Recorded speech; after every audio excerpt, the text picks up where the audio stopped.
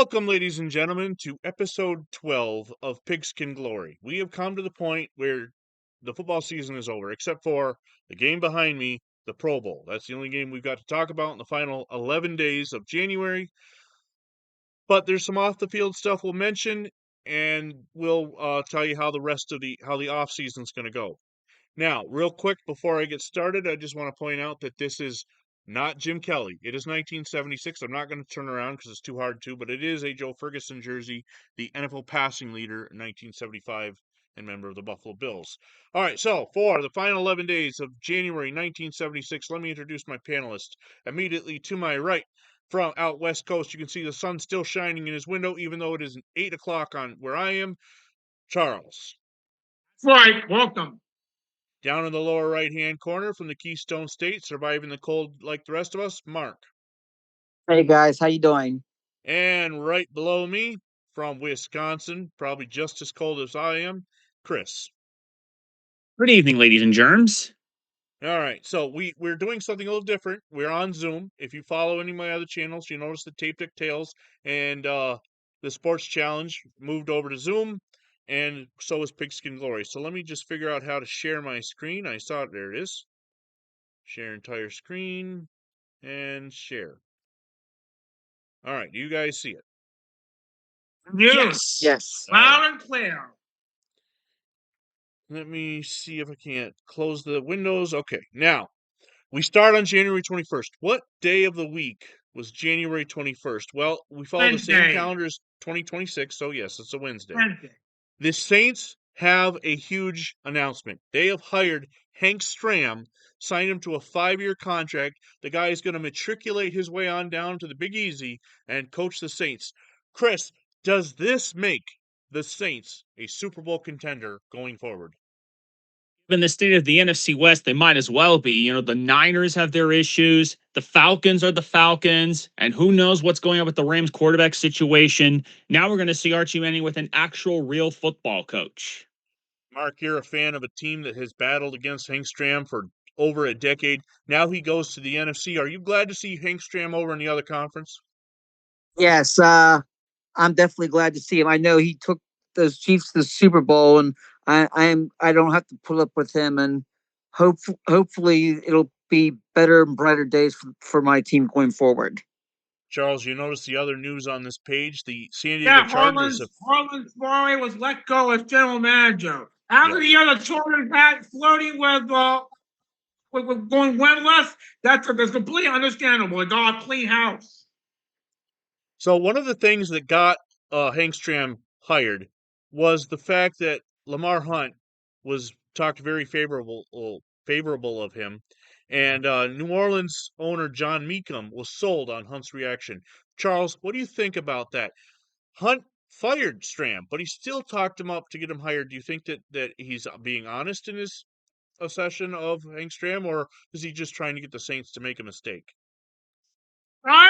I'm not quite sure. I don't know. It could be a little combination of both. You never know on the owner's actions, how he speaks on camera, and how he talks with him off it. Well, we've got a change in San Diego, as we mentioned, Mark. Harlan Savari is out in San Diego. He will not be the general manager. Is this a good change for the Chargers after their disastrous 1975 season? Yes, absolutely. They're about as rock bottom can get. They have nowhere to go but up in that AFC West. Now, Chris, Miami Dolphins running back Benny Malone has undergone surgery on Tuesday to remove a bone spur in his left hand. Now, with all the issues that the Dolphins have had without Zonka and Kick, what is the prognosis on losing a Benny Malone, and do you think he'll be back for the season? Probably be back for the season, but given the situation with Zonka and Kick, all I have to say is Mercury Morris is going to probably get a career high in touches, because get ready to see Mercury Morris up, left, middle, and right. And then the last story on this is about O.J. Simpson. He's in a career squeeze, and I say if the glove fits, run him. Moving on as we are. Oh, yes, Charles, what do you got to say? Go back to the article, Savali out in San Diego, and it may be because of a book, a psychiatrist book about him, right there. Well, let me just say real quick that we have already noticed a change thanks to Zoom. I don't see my panelists when I'm showing the screens, but when one of them raises their hands, I get a notification. That is awesome. Thanks, Charles, for that. Zoom is already improving Pigskin Glory. All right, we got some Saints news. We got some Joe Namath news. There's trade rumors rampant. Is it Broadway? Is it L.A.? Mark, Joe Namath, he's been injured more than he's played in the last several years. What do you think about the Jets possibly trading him away? I think I can't see it doing them any harm. They're a one team one hit wonder. They won the Super Bowl. Beyond that, they haven't done a whole heck of a lot. It can't hurt the team any. I don't think he's not that good in my opinion. He's overrated. Charles, the Saints players are giving the okay to Hank Stram. He's filling out his coaching staff. New Orleans moving forward. What are your opinion on some of his hirings here? Not for us in 2025. These aren't Kurt Schumacher, Bob Pollard. Those are some of the players that are given the okay. He's hired Frank Signetti and Homer Rice on his staff. Saints are a lot of changes coming down in New Orleans for 76. And then it's up for grabs NFC West. Who knows? Maybe the Saints could make a run at a division title this year. Chris, Pete Rozelle is meeting with the Senators. We've had some issues in the past few years in the past few months with the WFL folding, and it's never good when the U.S. Senate gets involved with sports. What are your opinions on this information? Well, the timing's a little awkward because we're about a couple months away from the Seattle and Tampa expansion drafts. Like 3 teams. I mean, I know baseball once had 4 expansion teams in 1969, but 3 teams potentially in 76 might be a little bit of overkill. And one Not, last not, little to, note.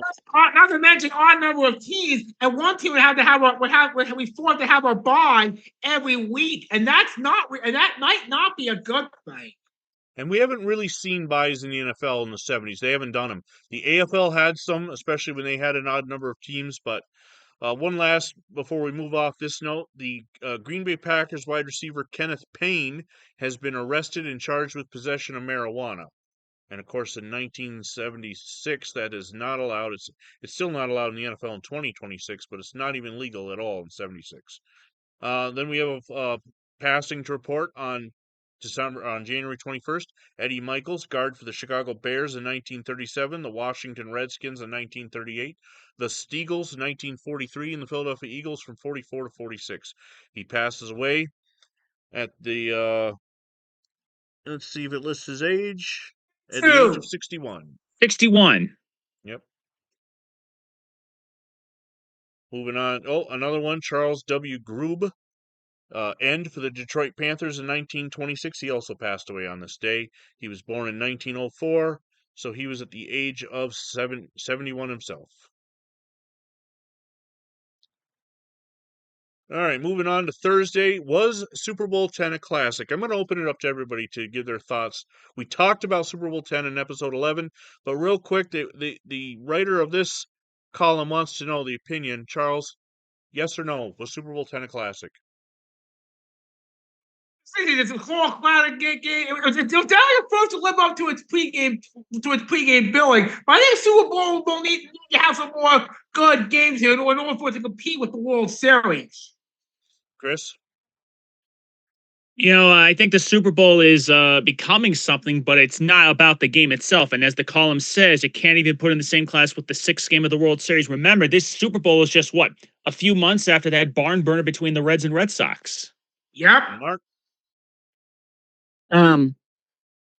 Yeah, I think it was a classic Super Bowl. It was never too far out of reach of either team, and it came down to the last play of the game. It's definitely that's the kind of game the NFL wants every year. The Washington Redskins offensive lineman Ray Schenke has retired. Down in college, Southern Illinois has named Jim Vescherella and Joel Spiker as assistants. The Fighting Illini of Illinois has named Elroy Morand, former offensive coordinator at Wichita State, as their offensive backfield coach. And the Coast Guard has named former Army defensive line coach Bill Hickey as their new head football coach. The Super Bowl television parade of stuff. The Super Bowl Carnival, this year's televised Super Bowl coverage brought to home screens by a major network, and an abundance of sponsors went all out to emphasize, trivialize, and that had no relevance to the game of football. Considerations like fashion, media techniques greatly detracted from the game itself. I'm not going to go on reading it, but Chris, what are your thoughts on the Super Bowl Carnival of stuff? Well, considering some of the recent Super Bowls haven't been super exciting, this is one of the first times when you have a carnival of ads and a good game exciting as a carnival. So we finally got a mix of good ads, good game. Charles, if this writer of this column is upset about how much nonsense is being brought to you by the Super Bowl, what would he say in 2026? Oh, he had a heart attack. No doubt. Okay, we just skipped downward. That's not too bad. We can. Little glitch in the matrix here, folks. We'll get right back to where we were in just a minute. That glitch is brought to you by your local library. Go out and read a book.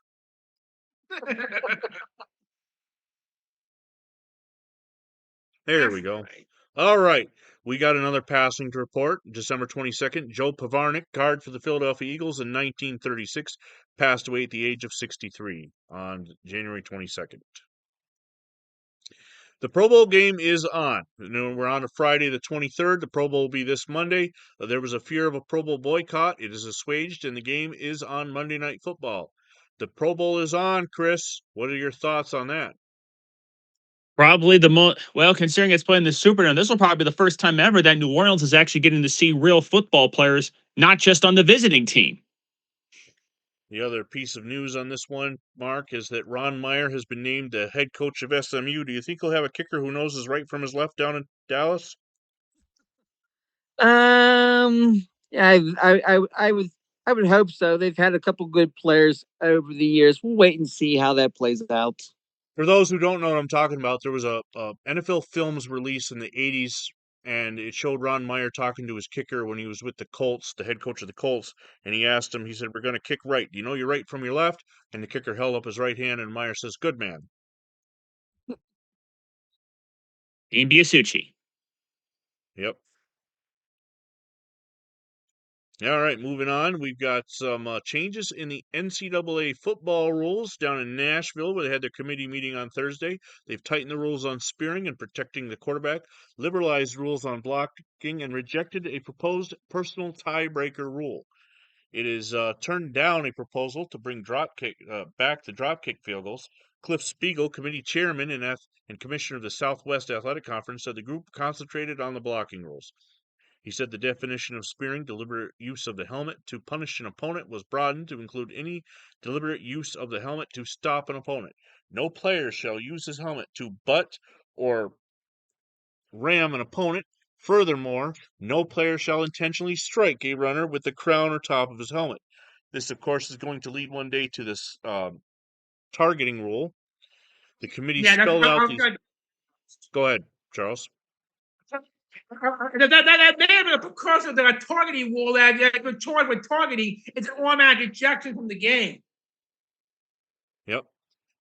There's a 15-yard penalty now for roughing the passer, even if the play is completed with the penalty tagged to the point at which the play ends. If the play results in a touchdown, the penalty will be imposed against the receiving team on a kickoff. And a new rule of forfeiture of games says that the score at the time of forfeiture will stand. So, not that we've had to see that in modern era days, but it's always interesting when rule committee members do something that hasn't occurred, but maybe they're worried that it will. Roselle, Memphis to get full consideration in the NFL. So after his meetings with the Senate, he's going to say that he has now come back and changed his mind, gone a full 180, and said that they will consider Memphis for expansion. Memphis does get the expansion. The other question is, what conference do you put them in? This is interesting to think about because when you look back at the history of the NFL, they include scores and records, and now as of 2025, championships for the AAFC. They fully included the AFL. how would, if Memphis had made it in the league, how would the results and stuff for the WFL have counted with only one team coming over? That would have been weird to figure that one. Anyway, moving on. January 23rd, again, January has been a sad month for passing of NFL veterans. Paul Robeson, end and tackle the Akron Pros in 1921 and the Milwaukee Badgers in 1922. And this is more than just football when it comes to Robeson. He was one of the few black athletes that played in the 1920s. But after his career was over, Mark, he went on to become a huge celebrity as a singer, artist, just an all-around very vital part of American culture in the 30s and 40s after he had left the game of football. Yes, indeed. I'm going to have more to say on him at the end of the show. Very sad time indeed, because not only would the NFL be mourning the loss, but so would Hollywood and just everybody in general that was a fan of his work. On January 24th, Saturday, Minnesota Vikings have hired J.D. Buddy Ryan as a new defensive line coach. Now, he used to be a coach with the New York Jets, but Charles, do you think he'll ever amount to anything? Let's wait and see how he does with the Minnesota Vikings here. If the Vikings can somehow get to the Super Bowl this year, as a falling short a couple of times, maybe that'll be more bonus points for Buddy Ryan, especially if the Vikings win because of their defense. Chris, he was a defensive assistant with the New York Jets back at Super Bowl III, so he's got the pedigree. Do you think he's got the staying power in the NFL? I think so too, especially if Carl Allen continues excelling on defense for Minnesota. Seattle's hired Bob Holloway as an offensive assistant. Green Bay has named Dick LeBeau defensive backfield coach, succeeding Jim Colbert, and of course he played with the Lions in his playing career. We have another passing report on Saturday, January 24th. Bill Collins, an end with the Milwaukee Badgers in 1922. I could not find an obituary on him. And that moves us into, there's no news report on Sunday, so we have the Pro Bowl. Here's a preview from New Orleans UPI, as you've got Terry Bradshaw is injured, so he won't be there. Replacing Bradshaw and Staubach are both out. Replacing them will be Fran Tarkenton. Nope, he bowed out too. The quarterbacking jobs went to Jim Hart of the St. Louis Cardinals. Ken Anderson, Cincinnati, gets a little blurry. Charles, when the main stars don't go to the Pro Bowl, does that lessen the value of the game? I do not think so. If the fans come to see the best of the best, then they're going to get the chance here. The Pro Bowl as Monday Night Football. The NFC beats the AFC 23-20. The AFC jumped out to a 13-0 halftime lead, but the NFC came back roaring in the second half. Despite a pair of long touchdowns by Oilers past Arini to Burrow for 64 yards and a 90-yard punt return by Billy White Shoes Johnson, the hero of this game was, of all people, Mike Barella. He was the replacement quarterback for Roger Staubach, who was supposed to play as a replacement for Fran Tarkenton, but opted out due to sore ribs from the Super Bowl. The unlikely Eagle threw a pair of touchdowns to Cardinal stars Terry Metcalf and Mel Gray. It ended up being a showcase for the NFC East, but not just how we thought it would. Chris, what are your thoughts on the Pro Bowl third stringers, so to speak? Who knew that Mike Borla had this stuff in him? But sometimes it's the guys who don't always start who end up the heroes in these games. Remember, Steve Garvey was not in the starting lineup, I believe, in the 74 All-Star game. He won MVP. That's right. Sadly, some of the big touchdowns that Chris mentioned were not available. The only one I could find was this Chuck Foreman 4-yard pass from Jim Hart. Interesting to note that in the Pro Bowls that we've grown up with, the players wore their own helmets. Back in 1976, it wasn't the case. The NFC is wearing white helmets, the AFC wearing red helmets. Mark, do you think that that it's harder to tell who's who with them wearing all the same generic helmets? Yes. I like it a whole lot better when they have at least the team they represent. It is a little harder because they all look the same with a different helmet on. It's much easier to identify who's who. Going full circle now with the Pro Bowl games, the flag football, where they're not wearing helmets, they're wearing hats and they have on their jerseys logos, but it can also be, if you're not familiar with a guy, it can also be harder to tell nowadays. The football season never ends. After the NFC beat the AFC in the Pro Bowl 23-20, we have some transactions reported. Seattle has named Earl Leggett, Leggett. former assistant with the Southern California son of the defunct World Football League, as their defensive line coach. San Francisco has named Floyd Peters, former New York Giants assistant and scout for the Miami Dolphins, as their defensive line coach. They also have hired Dick Enright, former Southern California Sun assistant, as an offensive line coach. And down at Mississippi State, the Bulldogs have named Steve Sprayberry, an assistant at the University of Arkansas, as the offensive line coach. By the way, this is Tuesday, January 27th. We have new Hall of Famers, as the Hall of Fames was announced. Back then, they didn't have the same.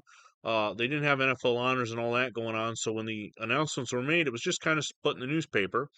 As chairman of the Pro Football Hall of Fame, Earl Schreiber announced on Monday that Ray Flaherty, Jim Taylor, and the late Len Ford will be inducted in the Hall on January 24th. So 3 get the call. Chris, your thoughts on these 3? Ray Flaherty, Flaherty was an excellent coach for those Sammy Ball Washington Redskins.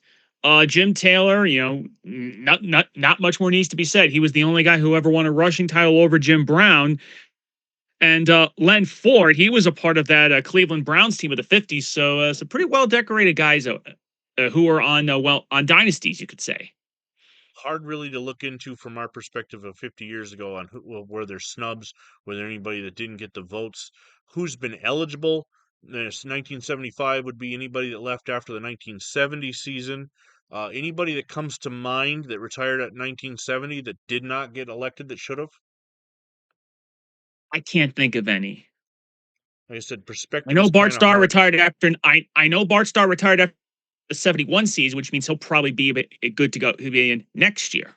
Yep. January 28th now, moving right along here in the calendar. January 28th, in case you've lost track, is a Wednesday.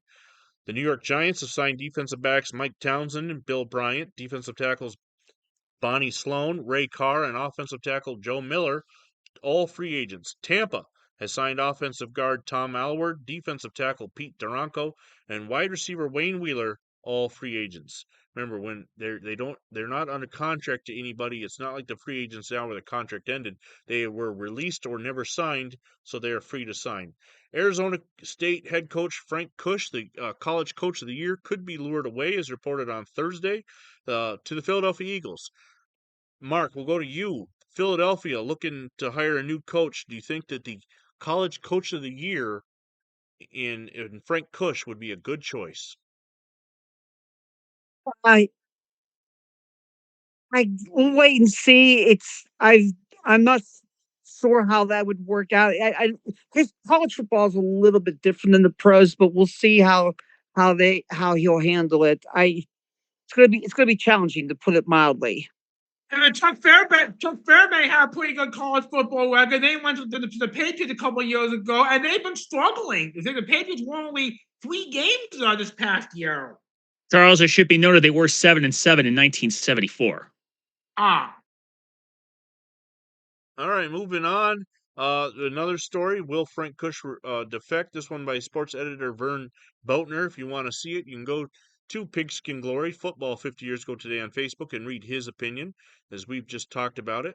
We have some transactions. First of all, there's a correction. The University of Arkansas Pine Bluff has named James Edward Shaw, former Southern University offensive coordinator, as their head football coach. I've got a good friend who in the early to mid 2000s played football at the University of Arkansas Pine Bluff.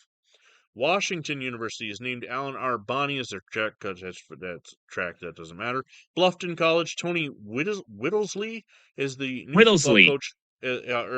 Was the football coach. He announced his resignation to enter into private business. How bad of the job was it where you're just going to give up and go open a business? On January 30th now, Friday, the Denver Broncos have signed offensive tackle Mark Doak, defensive back James Bright, and running back Ed White. Seattle named Sam Bojnian an assistant for Houston. He was an assistant at Houston. He is their new offensive line coach. And San Francisco has named former Buffalo Bill defensive back Billy Atkins, who was also the Bills' defensive backfield coach, to similar post.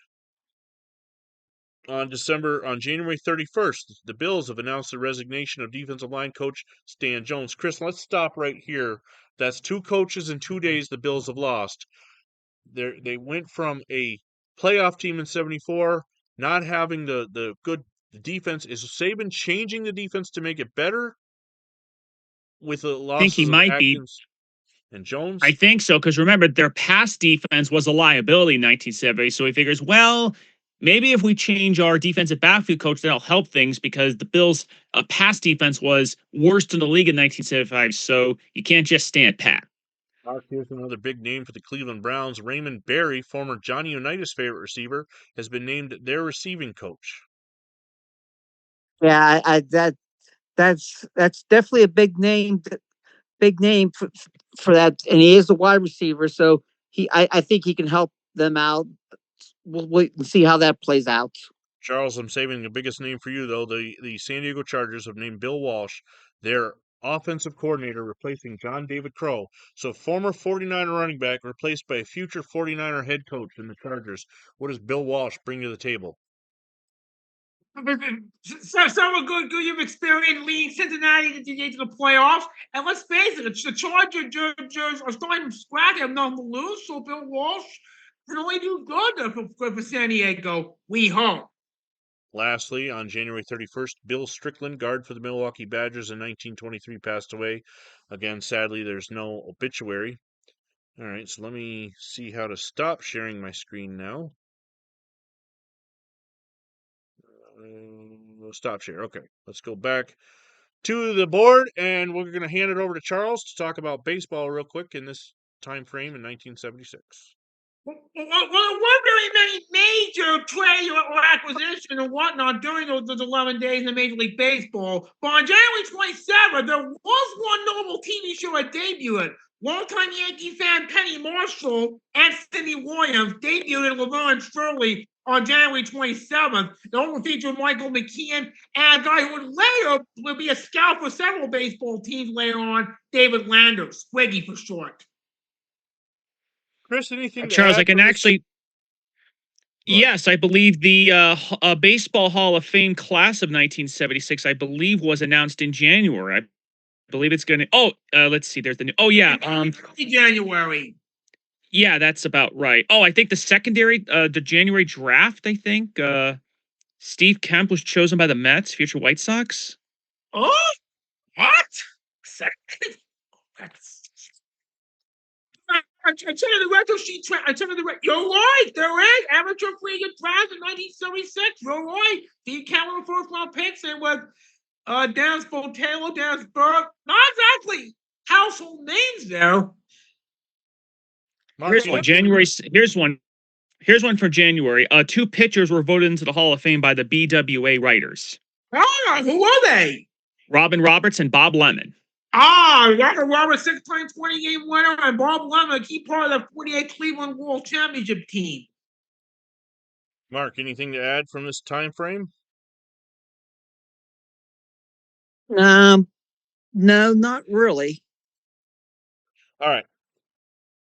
Paul Robeson, for those who don't know, because his passing was 50 years ago, and a lot of people who may stumble on this may have no idea who he was, let me go in and talk a little bit about who the man was and what he did for not only football for entertainment. But when we talk about the early pioneers of professional football, one name deserves far more recognition than it often receives, and that's Paul Robeson. Long before the NFL became America's most popular sport, Robeson helped lay the foundation for what professional football could become, not just through his athletic ability, but through his courage, intellect, and cultural influence. During his playing career, Paul Robeson was a trailblazer. At Rutgers University, he dominated the game, earning All-American honors and proving that football greatness had no racial boundaries. At a time when opportunities for black athletes were extremely limited, Robeson excelled purely through undeniable talent and determination. When he entered professional football in the early days of the league, he became one of the first black players to compete compete at the highest level. His presence alone challenged the racial norms of the era and forced the sports to confront his own limitations. Robeson didn't just play the game, he elevated it. He demonstrated that football required intelligence, discipline, and leadership. He was known not only for his physical strength, but for his academic excellence and commanding character. At a time when the NFL was still fighting for credibility as a legitimate professional sports, athletes like Robeson helped establish football as a serious and respectable career path. But Paul Robeson's impact didn't end when he stepped off the field. After football, he became one of the most influential entertainers and public figures in American history. As a world-renowned singer, actor, and speaker, Robeson used his platform to promote equality, justice, and human dignity. His success showed that athletes could be more than players. They could be intellectuals, artists, and voices for social change. In many ways, he helped create the blueprint for the modern athlete activists we see today. Robeson's legacy reminds us that football has always been more about or been about more than wins and losses. It is about perseverance, breaking barriers, and using influence to create opportunity for future generations. Every diverse locker room, every star athlete using their voice, and every step toward equality in professional sports carries a piece of the path that Paul Robeson helped build. Paul Robeson didn't just help shape football, he helped shape history. And for Charles, Chris, and Mark, I'm Vinny Vincent, and we will see you in 1976. Night.